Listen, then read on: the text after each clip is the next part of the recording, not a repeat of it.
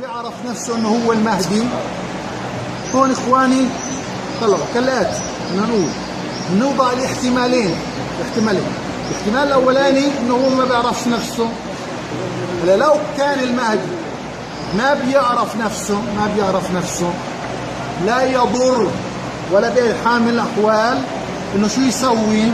إنه هو يقوم بكل الواجبات الشرعية اللي مطلوبة من أي إنسان، ومن ضمنها إيش؟ عمله في أمور وأحداث وتتبعه لأمارات آخر الزمان. هذا الاحتمال. ولربما كمان إخواني في احتمال إنه هو ما بيعرف نفسه وأصلا مش مهتم بتاتا في أمور آخر الزمان. هذا كمان احتمال. الاحتمال الثالث إخواني إنه بيعرف نفسه، يعني المهدي بيعرف نفسه.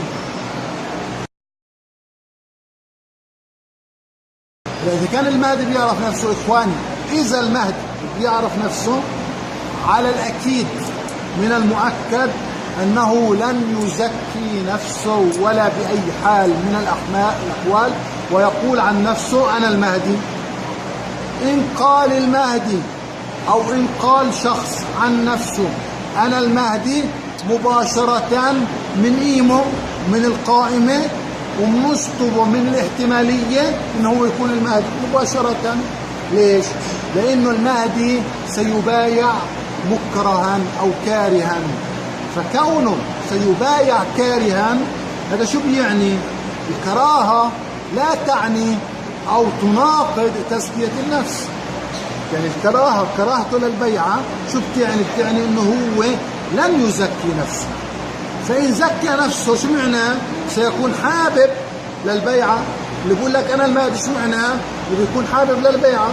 هلا إذا كان حابب البيعة معناه حديث الرسول الصحيح إنه راح يكون كاره بطل صحيح. مين نصدق؟ نصدق هذا الشخص اللي بيقول عن نفسه أنا المهدي ولا نصدق الرسول عليه الصلاة والسلام؟ طبعا سنصدق حديث الرسول عليه الصلاة والسلام، وبالتالي سيسقط هذا الشخص من الحساب أنه هو المهدي.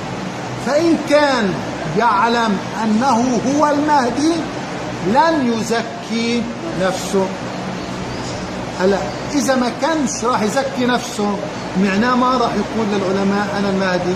يعني العلماء السبعة اللي بتدور عليه احنا متأكدين انه في أكثر من 7 علماء، ولكن الله سبحانه وتعالى سيختص 7 منهم، يعني سيختص 7 من هؤلاء يجتمعوا في نفس المكان نفس الزمان. هلا لو سألنا كم من عالم ممكن يكونوا مؤهلين للبحث عن المهدي، بقول لك انه راح يكون بالمئات.